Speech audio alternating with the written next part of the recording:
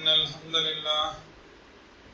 الحمد لله نحمده ونستعينه ونستغفره ونعوذ بالله من شرور أنفسنا ومن سيئات أعمالنا من يهده الله فلا مضل له ومن يضلل فلا هادي له أشهد أن لا إله إلا الله وحده لا شريك له وأشهد أن محمدا عبده ورسوله يا أيها الناس اتقوا ربكم الذي خلقكم من نفس واحدة وخلق منها زوجها وبث منهما رجالا كثيرا ونساء واتقوا الله الذي تساءلون به والأرحام إن الله كان عليكم رقيبا يا أيها الذين آمنوا اتقوا الله حق تقاته ولا تموتن إلا وأنتم مسلمون يا أيها الذين آمنوا قولوا قولا سديدا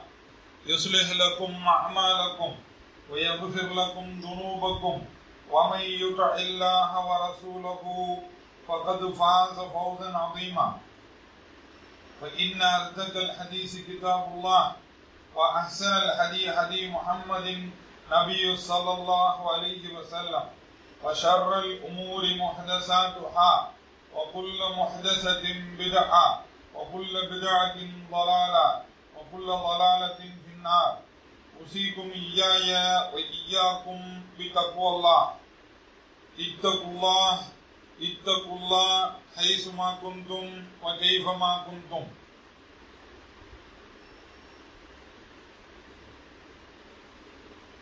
அல்லாஹுவை போற்றி புகழ்ந்தவனாக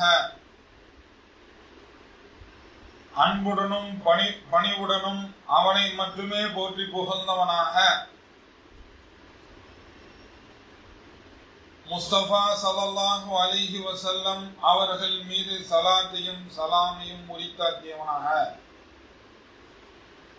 இன்னும் அவர்களுடைய குடும்பத்தாரான ஆலு பைத் எனும் அவருடைய குடும்பத்தாரின் மீதும்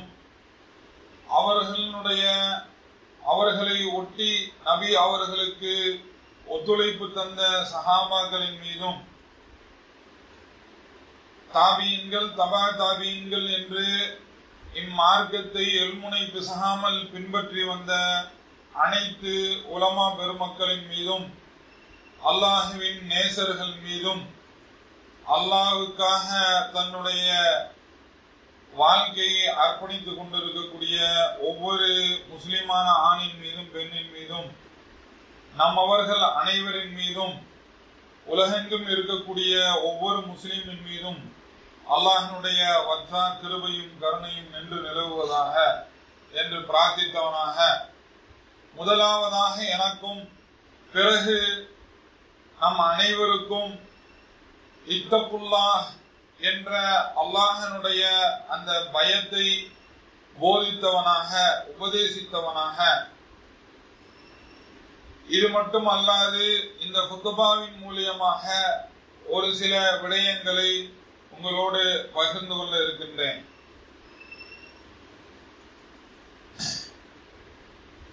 அல்லாஹ் சுப்ஹானஹு வ தஆலா அவனுடைய மிகப்பெரிய கருணையினால் நாம் அனைவரும் இவ்வுலகில் மனிதர்களாக பிறந்திருக்கின்றோம். நாம் மனிதர்களாக சிந்திக்கும் திறனுடன் அல்லாஹ் கொடுத்த அருட்கொடைகளை அனுபவிக்கக்கூடிய அனைத்து சாத்தியக்கூறுகளுடன் படைத்திருக்கப்படுவது நமக்கு கிடைத்த மிகப்பெரிய பாக்கியம். அல்லாஹ் சுப்ஹானஹு வ தஆலா நமக்கு அருளிய அருட்கொடையில் மிக முக்கியமான அருட்கொடை நம்மை மனிதனாக படைத்தது. அல்லாஹ் சுப்ஹானஹு வ தஆலா மனிதனாக படைத்து நமக்கு ஒவ்வொரு விஷயத்தின் மீதும் ஆளுமை செலுத்தும் அளவுக்கு அறிவையும் ஆற்றலையும் கொடுத்து நம்மை கண்ணியப்படுத்தி இருக்கின்றார். இது அல்லாஹ் கொடுத்த அருட்கொடை என்பதை மனிதர்கள் உணர வேண்டும். இது ஒவ்வொரு முஸ்லிமின் மீதும் ஒவ்வொரு மனிதனின் மீதும் கட்டாய கடமை. ஒவ்வொரு மனிதனும் நான் அனுபவிக்கக்கூடிய இந்த நிம்மதியான வாழ்க்கை என்பது, இந்த உலக வாழ்க்கை என்பது அல்லாஹினால் கொடுக்கப்பட்ட அருட்கொடை என்பதை மனிதன் நம்ப வேண்டும். அல்லாஹுவை மறந்துவிட்டு மனிதன் இது நானாக தோன்றினேன், யாருடைய உதவியும் இல்லாமல் வளர்ந்தேன், ஆளாகினேன், என்னுடைய சொந்த உழைப்பில் நான் இதை பெற்றிருக்கிறேன் என்று நினைப்பது மிக அபத்தமான ஒன்று.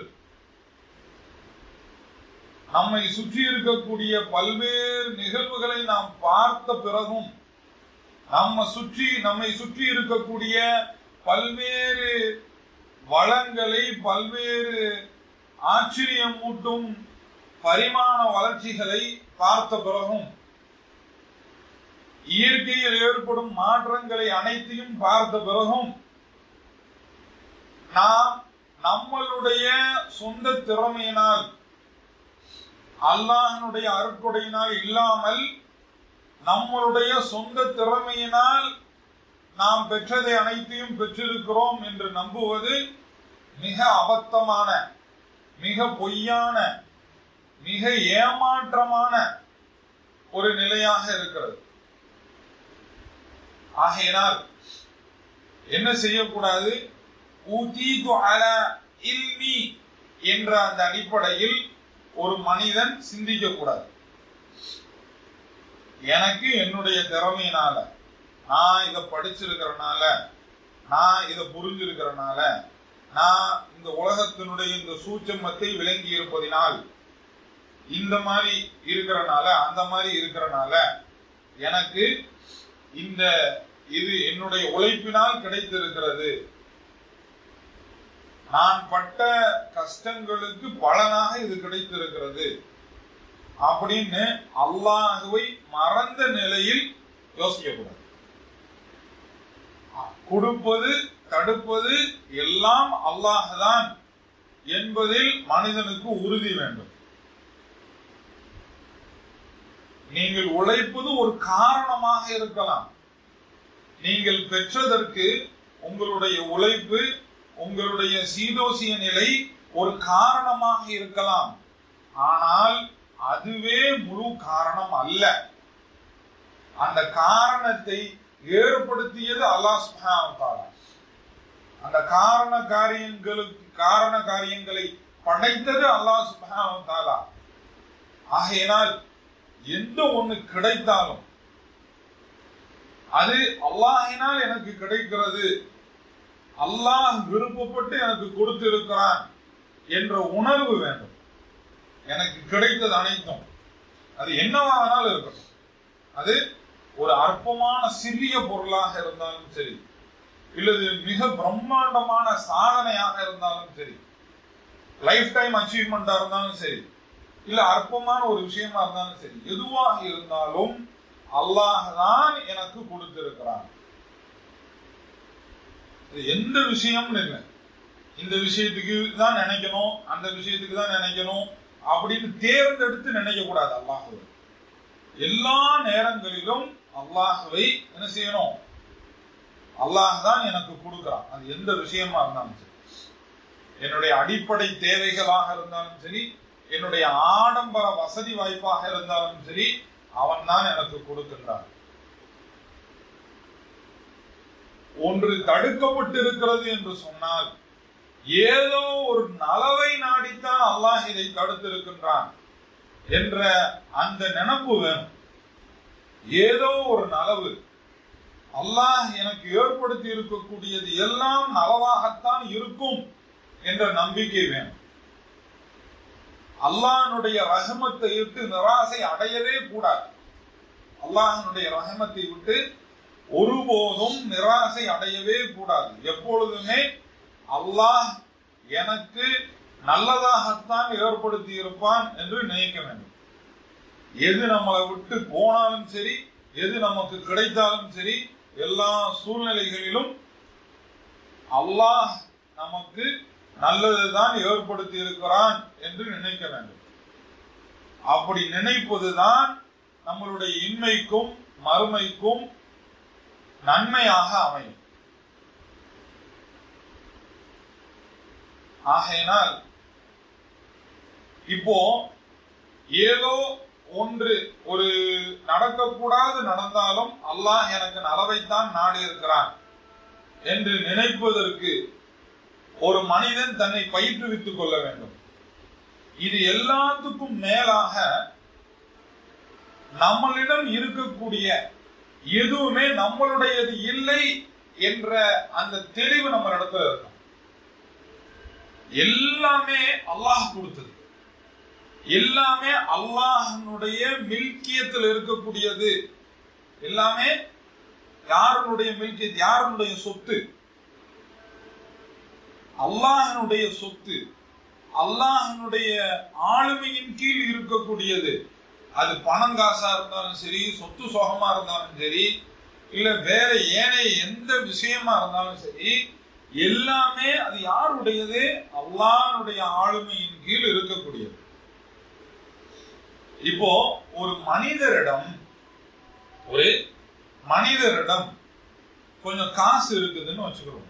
கொஞ்சம் பொருளாதாரம் வசதியான ஒரு மனிதர் இருக்கிறார், அவரிடம் பொருளாதாரம் இருக்கிறது. அவருடைய காசு தான் அது அவருடைய காசு தான் அது.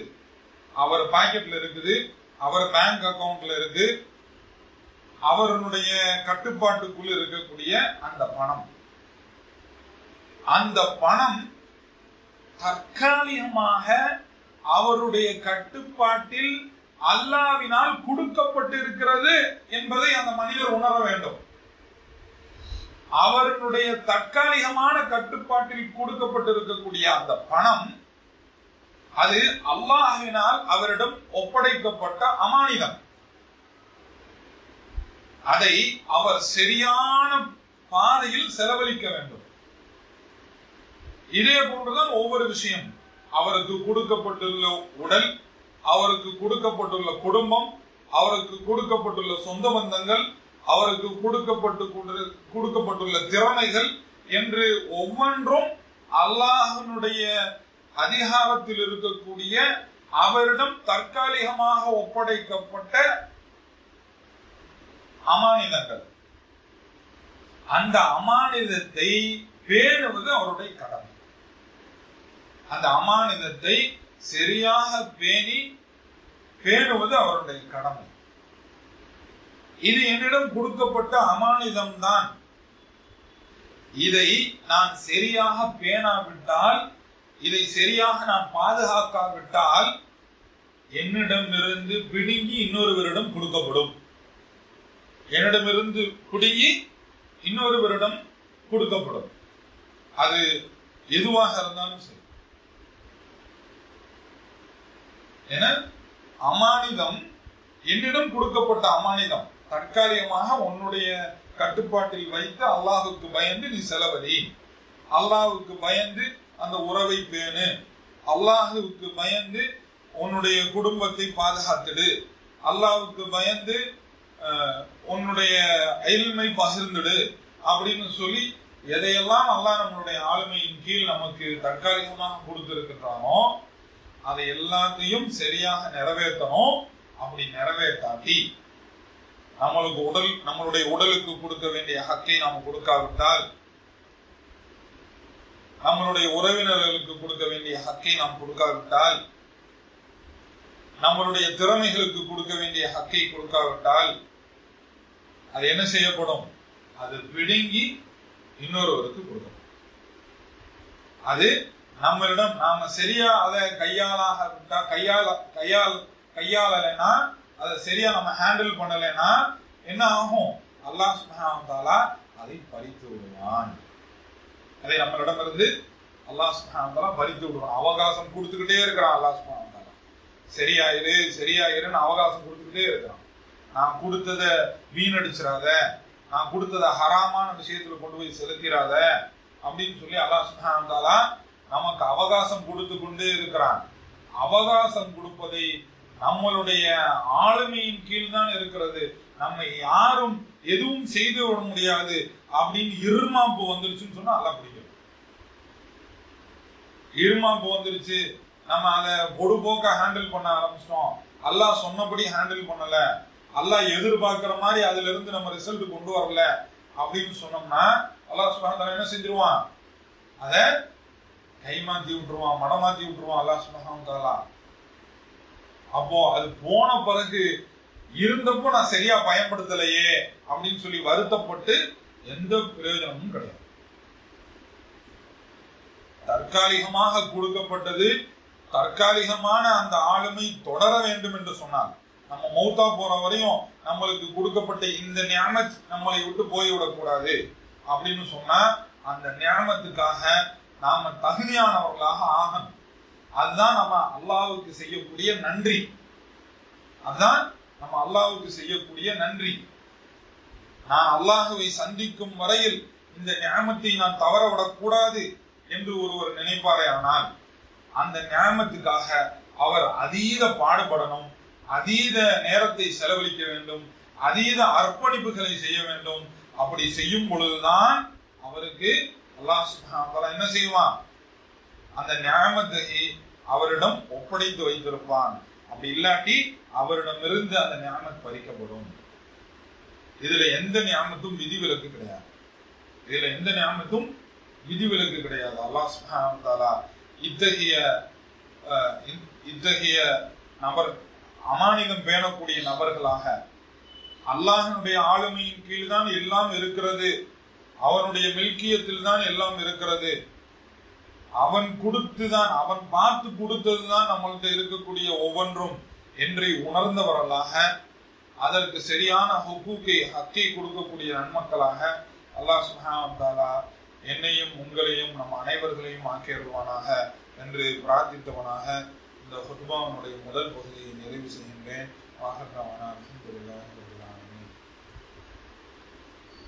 அல்ஹம்துலில்லாஹி ரப்பில் ஆலமீன் வஸ்ஸலாத்து வஸ்ஸலாமு அலா அஷ்ரஃபில் அன்பியாஇ வல் முர்ஸலீன் வ அலா ஆலிஹி வ அஸ்ஹாபிஹி வ மன் தபிஅஹு பி இஹ்சானின் இலா யௌமிddin. அம்மா பஅத்.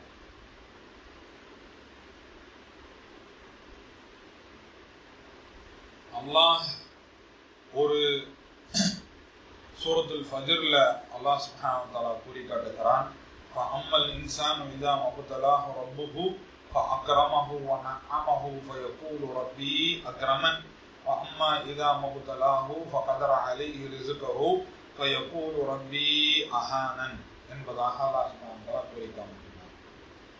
மனிதர்களுக்கு வசதி வாய்ப்பு கொடுக்கப்படும் பொழுது மனிதர்களை எனக்கு அல்லாஹ் கொடுத்திருக்கிறான், என்னை அல்லாஹ் நல்லா வச்சிருக்கிறான், கண்ணியப்படுத்திருக்கிறான் அப்படின்னு நினைக்கிறான். அல்லாஹ் சுப்ஹானஹு வ தஆலா ஒரு மனிதனுக்கு அளந்து பார்த்து சோதிக்கும் பொழுது, இவ்வளவுதான் உனக்கு அப்படின்னு சொல்லி நிர்ணயித்து சோதிக்கும் பொழுது அல்லாஹ் சுப்ஹானஹு வ தஆலா என்னை பலகீனப்படுத்தி விட்டான், இழிவுபடுத்தி விட்டான் என்பதாக மனிதன் நினைக்கின்றான். அப்படியெல்லாம் இல்லாம அல்லாஹ்னுடைய ஆளுமையின் கீழ் இருக்கக்கூடியது, அவன் வேணும் என்றால் கொடுப்பான், வேணும்னா எடுத்துக்கிறான், அவன் கொடுத்ததை அவன் எடுத்துக்கிறான். நாம அல்லாஹ்னுடைய அடிமை. அல்லாஹும்ம அன்த ரப்பி, அல்லாஹும்ம லா இலாஹ அல்லாஹும்ம அன்த ரப்பி லா இலாஹ இல்லா அன்த خلقتني وانا عبدك وانا على عهدك ووعدك ما استطعت. நான் உன்னுடைய அடிமை என்ற அந்த உணர்வு மனிதனிடம் இருக்க வேண்டும். நான் அல்லாஹ்னுடைய அடிமை, அல்லாஹ்னுடைய அடிமையின் மகன் மகள் என்ற இந்த உணர்வு மனிதனிடம் இருக்க வேண்டும். என்னிடம் பலகீனங்கள் இருக்கலாம், என்னிடம் தொய்வுகள் இருக்கலாம், எல்லாம் இருக்கலாம். ஏன்னா நான் ஒரு அற்ப அடிமை, நீ கொடுக்கிற நியமத்தை வச்சு வாழக்கூடியவன், உன்னுடைய ஆளுமையின் கீழ் வாழக்கூடியவன் அப்படின்னு சொல்லி மனுஷன் அல்லாஹ் முன்னாடி தன்னுடைய இஸ்திகாரை வெளிப்படுத்த வேண்டும். மனுஷன் தன்னிடம் இருக்கு என்பதை எப்படி அல்லாஹ் கொடுத்திருக்கிறான்னு நினைச்சு பாதுகாக்கணுமோ, அதே மாதிரி அல்லாஹ் முன்னாடி நிற்கும் பொழுது என்ன செய்யணும்? தன்னுடைய இஃப்திகார், நான் பலகீனமானவன், கையாலாகாதவன், உன்னுடைய சக்திக்கு முன்னால், உன்னுடைய ஆற்றலுக்கு முன்னால், அலா குல்லி ஷைஇன் கதீர் என்ற அந்த ஆற்றலுக்கு முன்னால், வஹாப் என்ற அந்த ஆற்றலுக்கு முன்னால், அசீதுர் ரஹீம் என்ற அந்த ஆற்றலுக்கு முன்னால் நான் ஒண்ணுமே இல்லை. உன்னுடைய பிரம்மாண்டமான வானத்துக்கு முன்னாடியும், உன்னுடைய பிரம்மாண்டமான மலக்குகள் என்ற படைப்புகளுக்கு முன்னாடியும், உன்னுடைய அதீத ஞாபகங்களை பெற்ற நபிமார்களுக்கு முன்னாடியும், நீ யாருக்கு நாடுகின்றாயோ அவர்களுக்கு ஆட்சி கொடுத்து அழகு பார்த்தாயே அந்த அரசர்களுக்கு முன்னாடியும், இப்படி அல்லாஹ்வினுடைய நிஅமத்தை பெற்ற, அல்லாஹ்வினுடைய பறந்து விரிந்த இந்த பூமி என விசாலமாக இருக்கக்கூடிய அல்லாஹ்வுடைய ஈருலக படைப்புகளுக்கும் மத்தியில் என நாம ஒரு மனிதனாக, தனி மனிதனாக அல்லாஹ்வினுடைய அற்ப அடிமை என்பதை ஒவ்வொரு முஸ்லிமும் கட்டாயமாக உணர வேண்டும். உபூதியத்தை உணர வேண்டும். அல்லாஹ் முன்னாடி தொழுகைக்கு நிற்கும் பொழுது நான் அல்லாஹ்வினுடைய அடிமை என்று நிற்க வேண்டும். ஒவ்வொரு அணுதினமும், ஒவ்வொரு நிமிஷமும் மறுமையை பற்றிய சிந்தனையுடன் இருக்க வேண்டும். எனக்கு கொடுக்கப்பட்டுள்ள இந்த நிஅமத்துகள் அல்லாஹ் கொடுத்தது. அல்லாஹ் முன்னாடி எனக்கு ஒண்ணுமே இல்லை, ஹைசியத்தே இல்லை, எனக்கு தகுதியே இல்லை. அவனிடமிருந்து இன்னும் எதிர்பார்க்கக்கூடியவனாக இருக்கிறேன். ரப்பி இன்னி லிமா அன்ஸல்த இலைய மின் கைரின் ஃபகீர், நான் ஃபகீராக இருக்கிறேன்.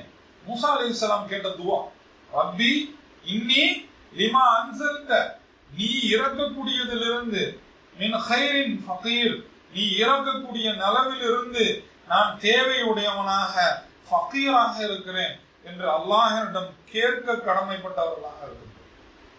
நான் அல்லாஹ்விடம் ஃபகீராக இருக்கிறேன் உணரணும். அல்லாஹ் கனி, அல்லாஹ் கனியும் அன்துமுல் ஃபுகரா என்று அல்லாஹ் கூறி காட்டுகிறான். அல்லாஹ் தேவையற்ற எல்லா மீதும் ஆற்றலுடைய கனியாக அல்லாஹ் இருக்கின்றான். நாம் என்னவாக இருக்கிறோம்? ஃபகீராக இருக்கிறோம். ஃபுகரா, அன்துமுல் ஃபுகரா, மனிதர்கள் அனைவரும் ஃபுகரா. மனிதர்களில் அரசனானாலும் ஆண்டியானாலும் ஃபுகரா, அல்லாஹ்வின் தேவையுடையவர்கள். அல்லாஹ்விடம் தேவையில்லாத மனிதன் இருக்கவே முடியாது. அல்லாஹ்விடம் தேவையில்லாமல், அல்லாஹ்விடம் கையேந்தாமல் ஒரு மனிதனால் இருக்கவே முடியாது. அல்லாஹ் எனக்கு எல்லாம் கொடுத்துட்டான், எனக்கு தேவையில்லை அப்படின்னு நினைக்கிறது தப்பு. அல்லாஹ் எனக்கு எல்லாம் கொடுத்துட்டான், எனக்கு தேவையில்லை அப்படின்னு நினைக்கிறது தப்பு. அல்லாஹ் ஏதோ ஒண்ணு கொடுக்காம இருப்பான், நம்மளை சோதிக்கிறதுக்காக. இல்ல எல்லாம் கொடுத்திருக்கான்னா அதுவும் சோதனை தான். அதை சரியா ஹேண்டில் பண்றதுக்கான அந்த திறமையையும் வாய்ப்பையும் அல்லாஹ் சுப்ஹானஹு வ தஆலா கொடுக்கணும். அதற்கான நிதானத்தை அல்லாஹ் கொடுக்கணும். எப்பயுமே கடைசி மூச்சு வரை மனிதன் ஃபகீராக இருக்கிறான். கடைசி மூச்சு வரை ஃபகீராக இருக்கிறான். ஹுஸ்னுல் ஹாத்திமாவுக்கான ஃபகீராக இருக்கிறான். என்னுடைய முடிவு அல்லாஹ் அவன் பொருந்தி கொண்ட முடிவாக இருக்க வேண்டும் என்று மன்றாடக்கூடியவனாக மனிதன் இருக்க வேண்டும். ஃபகீராக இருக்கணும். அல்லாஹ் முன்னாடி இஃப்திகாரை வெளிப்படுத்தணும். என்ற மில்கியத்திற்கு, இந்த மில்கியத்திற்கு, அந்த மில்கியத்திற்கு, என்ற அது இருக்கு, இது இருக்கு, எனக்கு அல்லாஹ் எல்லாம் கொடுத்துட்டா எனக்கு போதும், எனக்கு தேவையே இல்லை, அதனால நான் இனிமேல் துவாவே கேட்க மாட்டேன் அப்படிங்கிற மாதிரியான மனோபாவம் மனிதர்களிடத்தில் எந்த காலகட்டத்திலும் வந்துவிடக்கூடாது. அல்லாஹ்விடம் துவா கேட்காமல் இருந்தால் அது தண்டனைக்குரிய பாவமாக இருக்கிறது. இழிவடைந்த நிலையில் அல்லாஹ்வை அழைக்காமல், அல்லாஹ்விடம் பிரார்த்திக்காமல் ஒருவன் இருந்தால், அதே நிலையில் மரணித்தால் அவன் என்ன செய்வான்? இழிவடைந்த நிலையில் நரகம் புகுவான் என்று சொல்லப்படுகிறது. குர்ஆன்ல உள்ள ஆயத்து தாஹிரீன் அப்படின்னு சொல்லி அல்லாஹ் சுப்ஹானஹு வ தஆலா அந்த இழிவடைந்த நிலையில் அவர்கள் நரகம் புகுவார்கள் அப்படிங்கிறத சொல்லி காமிக்கிறான். ஆகையினால் அல்லாஹ்விடம் நம்மை தேவை உடையவர்களாக அல்லாஹ்விடம் காமித்து கண்ணீர் வடித்து பாவ மன்னிப்பை பெறக்கூடியவர்களாக, இஸ்லாத்தை கடைசி வரையும் பெறக்கூடியவர்களாக, அவன் கொடுத்த அமானிதங்களை சரிவர நிறைவேற்றக்கூடிய நன்மக்களாக, அவனோட உதவியை அனுதினமும் பெற்ற நன்மக்களாக அல்லாஹ் சுப்ஹானஹு வ தஆலா என்னையும் உங்களையும் நம் அனைவர்களையும் ஆக்கியருள்வானாக என்று பிரார்த்தித்தவனாக என்னுடைய இந்த குத்துபாவை நிறைவு செய்கின்றேன். வாஹிர் தவானா அல்ஹம்துலில்லாஹி ரப்பில் ஆலமீன். அகீமுஸ் ஸலாத்.